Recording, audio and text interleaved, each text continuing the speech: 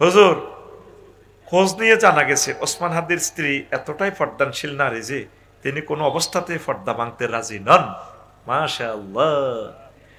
অন্য কোনো এ হলে তো নমিনেশন দাবি করিয়ে নিত, চলিয়ে তো জামাই গারে। সে বুনিয়াদি ফ্যামিলির লোক। সে যেমন আল্লাহর ওলি, ওসমান হাদি তার ওয়াইফ আল্লাহর ওলি। আল্লাহ আমার প্রিয় বোনের ভবিষ্যৎ, তুমি আল্লাহ তার জামিনদার হয়ে যাও। এই সোনামণিকে তুমি খানায় কাবার ইমাম বানাও আল্লাহ। আমার ভাই বলেছে তার সন্তানটা দেখে রাখার জন্য আল্লাহ। আমরা তার সন্তানের জন্য দোয়া দেওয়া ছাড়া আর কি আছে আল্লাহ।